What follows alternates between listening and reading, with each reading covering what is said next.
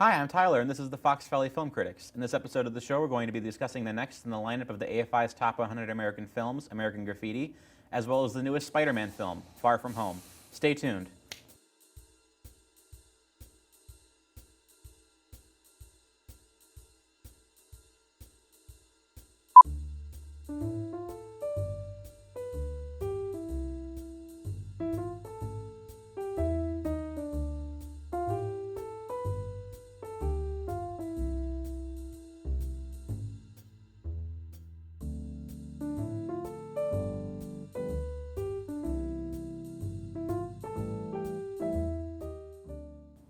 Hello and welcome to the show, brought to you by Groupthink Productions and FVTV. Joining us once again is our regular guest, Darrin. Thank you. So very glad to be here again. It's been a while. So thank you. So our first film discussed is American Graffiti, which I had not seen prior to this. It had been a while for me, and it was certainly it was designed to be a bit of a reminiscent, George Lucas's own homage to his youth growing up in Modesto, California. And it was really an interesting thought process as far as the film and looking at it, but kind of curious as far as your initial take before we start getting into maybe a little more detail. So for you, seeing that and seeing kind of that period piece, what did you think of the period? I'm still fresh off West Side Story from a few months ago, so maybe there's too many young people growing up in the 50s movies in this particular moment in the AFI list for me. Yeah. I mean, I don't have any nostalgia for growing up in this particular time period. One of the important things to remember about Graffiti is that it was a big film in the 70s, especially for young people. Oh yeah. And it came out in contrast to a lot of the 70s cynical, politically aware, socially conscious cinema that was coming out at the time, or alternatively the disaster movies. And this just kind of stands on its own as this little negative, late 50s, early 60s nostalgia of being a bored teenager on a Friday night driving around in your nice car. So that's a completely alien experience to me because I grew up as a millennial, and we're never bored. So, yeah, you did not see people. You didn't see a driver and three people focused in on their personal device, wondering where the good Wi-Fi hotspot was. So people interacting, people goofing on each other. I believe it was Animal House. They described their movie as being the last gasp of the 50s, and this film really kind of fits into that, though it's early 60s. Animal House is the last gasp of the 50s? Okay. Well, the idea that this was right before the Kennedy assassination is that dividing line between kind of the 50s holdovers, and this kind of fits into that. And this is literally what happens 1962, a year before Kennedy was assassinated. Right. So the timing is almost suspicious. Right. And so it still fits in with what they described as that shall we say, the holdover from the 50s before the events between the first Kennedy assassination, John F. Kennedy's, of course, between Vietnam, between Martin Luther King Jr., between Robert Kennedy, and all of that, defining the 60s itself. This is that time before the storm, and very much fitting into that. As I was talking to you this morning before we came on set, that I found it strange that the American Film Institute would include a film in which one of the characters, Michelle Phillips, is actually hit in the face with a water balloon, that is seen as being culturally significant action within a motion picture that is on the top 100. But again, it's a popularity contest. There's a lot of boomers who feel very nostalgic to this movie, obviously. So. Right. And to me, part of the fun is seeing these actors, seeing this long list of actors, and knowing, in terms of the director, George Lucas, what comes next for him is Star Wars, and the change that took place for him. And correct me if I'm wrong here, didn't Lucas either participated in or had a significant role in Howard the Duck as well? He was the producer. Right. Lucas's biggest thing for most of his career was being a producer, yeah. which is why all of the best films next to his name have the word producer on it. as opposed to director, because the director titles belong to this, Red Tails, and the Star Wars prequels, which Okay. is, when you look at his producer credits, it's the entire Star Wars trilogy, which he only directed one of, Yeah. and Indiana Jones and Howard the Duck. So It's very, very, very sad. But to see all these actors, and whether it be Ron Howard, whether it be Cindy Williams, who take on the role of antagonist protagonist during the film because they're in the process of he's leaving for college the next day, and this is their last night, and they're trying to figure out what their relationship's going to be and how that's going to work. And when he's gone, and Richard Dreyfuss is trying to experience the same thing. And do I really want to go out to school? Do I really want to do this? And by and large, what was curious is the fact that each comes to a different decision in terms of the plot, and that's really what's driving so much of the action there. But so we see Richard Dreyfuss, we see Ron Howard, we see Cindy Williams, who many folks may not recognize the name, but she was in a very popular TV series later on called Laverne and Shirley with Penny Marshall, and produced by Frank Marshall. So you kind of see how that got to be, but that's not important right now. So they were there. Harrison Ford has a role in it, and the character of who had the very unfortunate nickname of the Toad. You don't necessarily see a lot of him in motion pictures, but he's probably, in terms of more modern movies, was known as he was seen as the scientist who figured out that in the movie Deep Impact that there was about to be a deep impact. But again, I'm kind of getting away from the point there. So from that perspective, it was so much fun seeing those individuals and seeing where they were at as far as an actor and their acting careers at that point in that little, shall we say, time frame of 1973 when this came out. I wanted to bring up the concept of the 30-year cycle in regards to this film. Okay. Are you aware of that concept? Pretty good idea. So the nostalgia for 20 or 30 years prior, correct? Exactly, yeah. Because when I was watching this, the film the thing that it most reminded me of all things was Stranger Things. Yes. Which is a mildly apocryphal retelling of life in the 1980s, but it's also with monsters. Yes. It's the 1980s without the Dungeons and Dragons fear. So yeah, and certainly with American Graffiti, the big name that people would go, oh, he's going to be in this film, was Wolfman Jack. Kind of like the Donald Sutherland role in Animal House. They needed some additional name to kind of throw on there to say, hey, he's going to be in it. It's Wolfman Jack. And for Southern California radio listeners, that was a name, and that was kind of cool to see Wolfman Jack in a movie. Like Man Cow in Death Wish. Oh. But yeah, exactly. I mean, with this one in particular, with American Graffiti, you just sense the sense of like the longing for a simplicity to life that was clearly lost in the early 70s when this came out, which is kind of which would become Lucas's entire thing with the entirety of his career was selling people nostalgia, which has become utterly infectious in modern cinema because everything now sells you nostalgia. There's nothing that isn't nostalgic except for the Avengers. And even that's mildly nostalgic because it's like, remember that movie that came out a decade ago? Aren't you nostalgic for that yet? Yes, and we'll talk about the blip in just a little bit. So, but yeah, the idea of wanting to have that car, that cherry car, and talking about what do you got under the hood, and the fellow that had the best car, and everybody trying to essentially a modern day duel taking place between are you faster than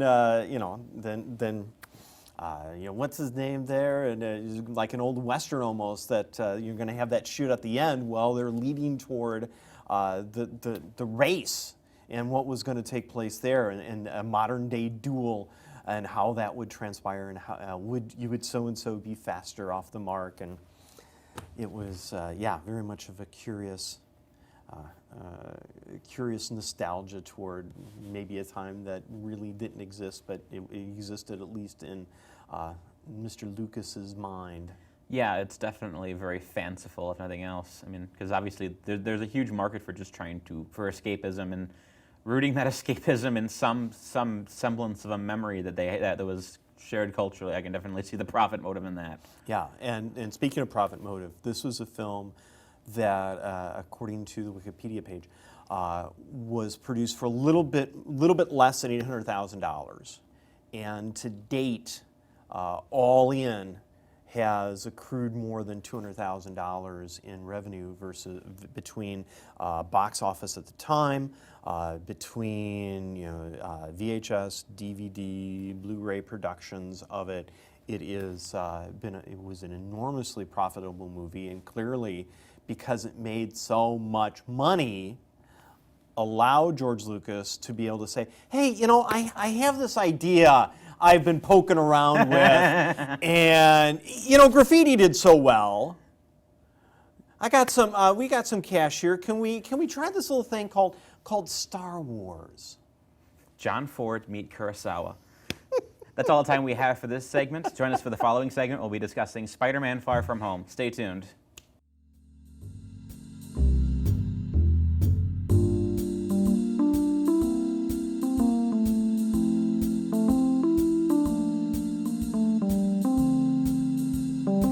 Welcome back to the show. So, Spider-Man: Far From Home.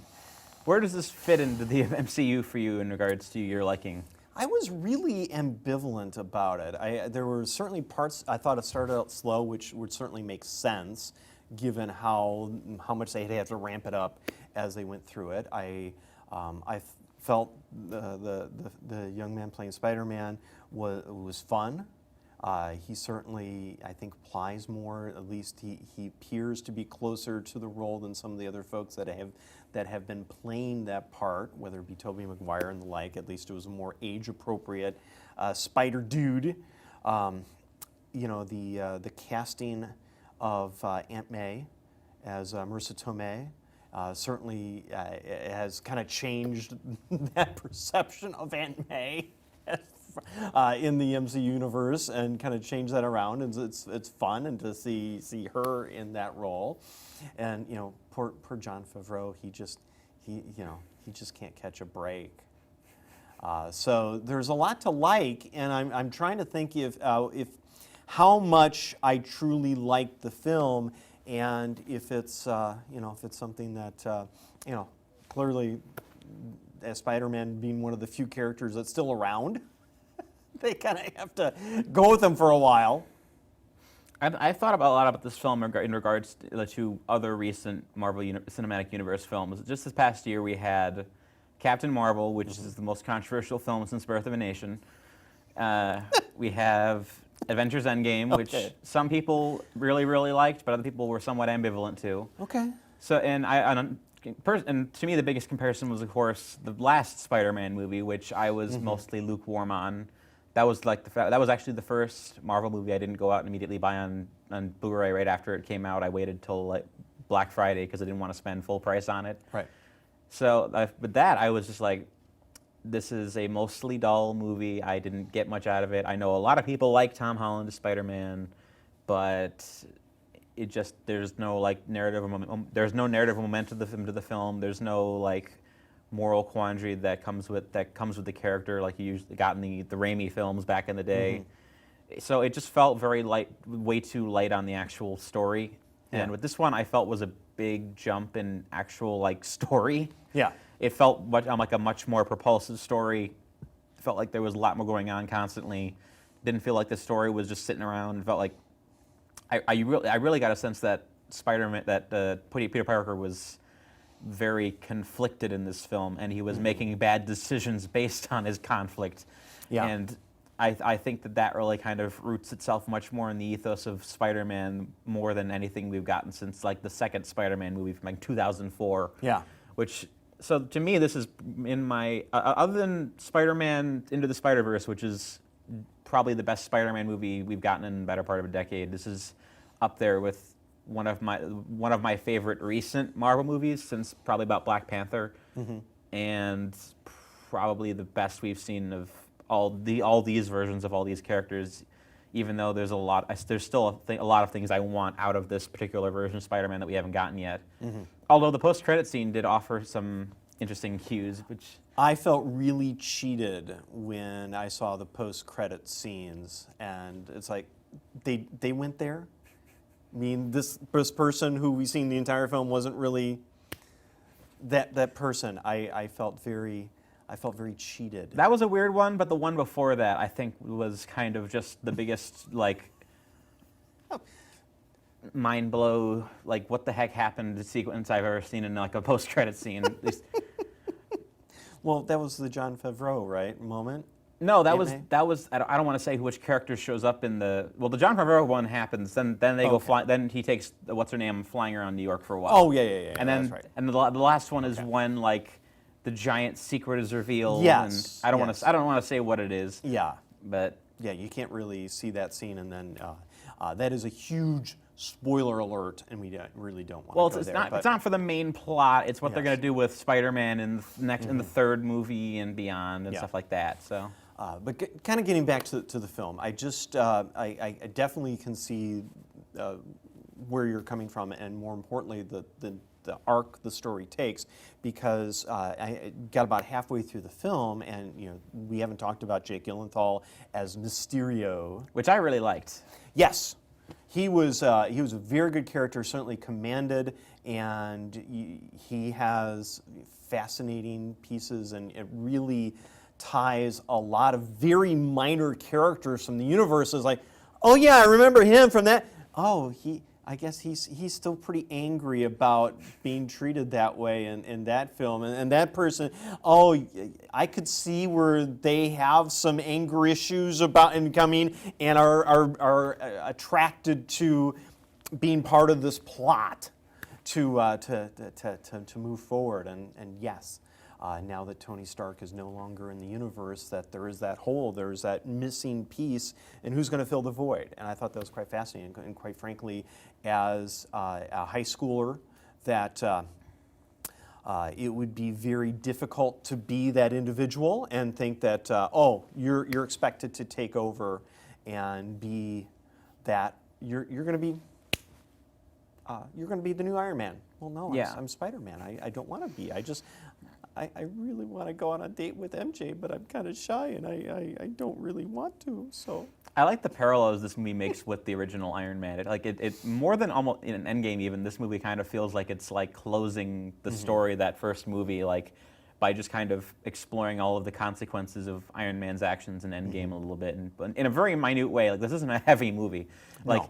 I love the opening moments of the movie where you see all the people start coming back from the end of Endgame, and all of a sudden, like, and if you haven't seen Endgame, you're going to mild spoiler, but the snap happens, and suddenly half the population of the planet appears. the blip. Yes, they call it the blip for reasons I can't comprehend. And all of a sudden, all of these students that had disappeared in a band meeting 5 years prior suddenly show up in the middle of a basketball game and it just causes this chaos.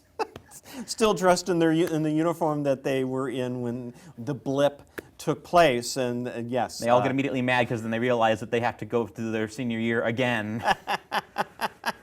Which I am almost glad that they're not actually going to be following through on like the full consequences of what happens when half the population of the Earth disappears for 5 years. Yeah. Because that would be really depressing, and we don't want to have to actually think through these movies. But I honestly, if they're just going to ignore it from this point on, and be like, oh, that happened one time, remember that? And I'm like, you know what? I'm kind of fine with that. Yeah. I'm just kind of fine with them writing it off as just, oh, that weird thing that happened. Because if they're not going to follow through on it, they might as well just write it off. Right, and I thought that was a one part of Endgame where they were dealing with, and Captain America is leading encounter group sessions, trying to work with people and how the PSTD that they're experiencing, that you survived, and X amount of folks didn't, and how we would deal with that as a society, how we deal with that as a person, how that would be impactful in terms of relationships and families, and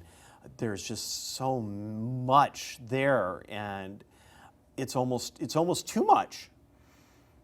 Yeah, I mean, just the consequences of that are you could have spent the first 2 hours in Avengers Endgame just exploring that, and they didn't. They spent like half an hour at most. And here it was just a throwaway joke at the beginning of the film, and it's like, okay, now we're past that, and now, and you know, do you remember him 5 years ago? He was this dweeb, and now he's huge, and now he's getting all the girls, and they all want to date him. And it's like, oh, how are we gonna fight? How are we gonna contend with that? And That was a handful of the best jokes in the movie.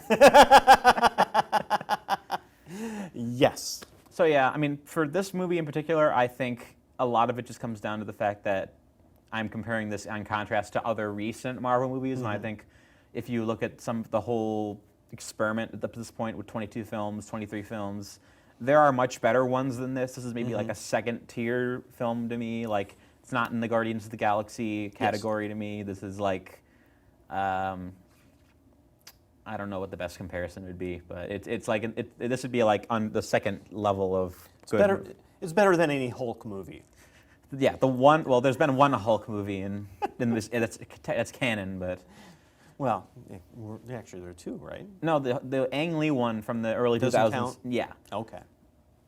Oh, those kind of my thoughts, but all right. So definitely, yeah, I would agree it's mid-tier Marvel universe, but still, mid-tier is still pretty darn good, and I would. I enjoyed it. It was certainly fun to see different individuals that you saw in snippets come back and be able to contribute toward and move a story forward in this world. And having Jake Gyllenhaal's character in the middle of the film, you think, well, they're done, but they're still talking. How come the credits aren't rolling? And then to there's the whole have the plot twist. Yeah. Yes. What a twist. Yeah. My only concern with this going forward is I hope they come up with a much better creative team than the one they've been using. The writer, they have like a 5-person writing team working on these, and if you look at the team, it's all like people who work. Their credits are all like, "Oh, we made the Vacation remake." I'm like, it's like, oh, let's get one of the better Marvel directors on this at some point. That's all the time we have for this segment. Join us for the final segment. We'll be getting this week's movie recommendation. Stay tuned.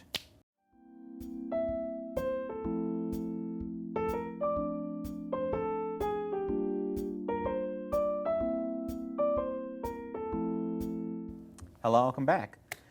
I realized the snap was actually a lot more thematically appropriate than I realized it was. I kind of wish I got one of those giant Infinity Gauntlets right when Infinity War came out, because then I could be like. But anyway. Nice. What's your movie recommendation? Well, watching YouTube this week, or the last couple weeks, there has been a lot of buzz about a movie coming out soon about the Battle of Midway, 1942, Yes. June, and so it got me thinking, well, let's go back to original source material. Let's go back and watch the 1976 version. The canon one. The canon one. Chuck Heston. Not canon films, just. Right. Chuck Heston, Henry Fonda, for the second time Henry Fonda playing the role of Chester Nimitz, though we don't see a lot of him like we didn't the first time that he had that role, and they were expendable. But boy, this is one of those films that was made in that time frame. You go back to 1960, The Longest Day. It's one of those movies. If you were a male actor in Hollywood or London, you got in that movie. Midway, if you were a male actor, American male actor in the mid-1970s, you were in that movie. Let me just read some of the names here. So you got Chuck Heston, Henry Fonda. Great. We have James Coburn, Robert Mitchum, Glenn Ford, Cliff Robertson, Robert Wagner, and then you just go down the list of actors who you just see for bits and pieces. Eric Estrada is in this motion picture. Tom Selleck is in this motion picture. Dagny Coleman was in this motion picture. Larry Zonka, running back for the Miami Dolphins, is in this motion picture. I don't know why Larry Zonka gets a movie part, but he was in this film, and to me the funniest thing about it, and the best thing, so it's really kind of a campy film. And so it broadly follows the Battle of Midway. They use John Ford sequence film for the actual attack, but they also go back and they take scenes from Tora Tora Tora. And so they need footage of Japanese torpedo bombers attacking the American fleet. So they're using Tora Tora Tora footage, but you can see in the background, well, there's the shoreline of Pearl Harbor in the background. Well, they're in the middle of the Pacific. How's that supposed to work? At times, they show battleships firing their big guns at the planes. Well, it doesn't make any sense because there were no battleships on the American side, and the Japanese battleships were several hundred miles in the rear. They were going to come up when it was time to bombard the island, and so they were nowhere near the action, and it's like, okay, they shouldn't be there. For the attack on Midway itself, some of the footage there made a lot of sense, but they were blowing up planes, they were blowing up buildings that had no business being on that island. And so just from some of those perspectives, it was so very amusing to see how they managed to try and piece together the scenes to make the movie work. And I just, it's one of those films that it was back in the day when actors could have yellow teeth. And so you saw a lot of Chuck Heston's yellow teeth, but again, that's not important right now. So to me, it's one of those fun action films that truly gave a lot of work to a lot of actors in the 1970s. A couple years later, they did A Bridge Too Far. So once again, if you were a male actor in the United States, John Ratzenberger from Cheers has a part in that film to give you an idea of how deep they had to go in the bench of actors to give folks roles. And so that was, again, just one of those period pieces, and looking forward to seeing what happens when you're not trying to steal film from Tora Tora Tora to fill out the battle sequences. I haven't seen a film this densely casted since Kenneth Branagh's Hamlet. So again, it's one of my campy favorites that just like, and it follows the sequence of the battle. It very much is tied into the events that happened, but Chuck Heston's character is a mythical character, and they kind of splice in real life events. And there was the actor that plays his son in the film, also an aviator, a fighter aircraft pilot. They brought into the idea of the Japanese internment that was taking place in Hawaii on the West Coast as a subplot in the film, which certainly added a certain relevance and even-handedness to the storyline. That's all the time we have for this episode of the show. If you want to find past recordings of the show, you can do so on the Groupthink Productions YouTube page. Follow me on Twitter at antisocialcriti, that's critic without the C at the end of it. And you can find my written reviews at Geeks Under Grace and Legal Insurrection. I'm Tyler with the Fox Valley Film Critics. Have a wonderful day.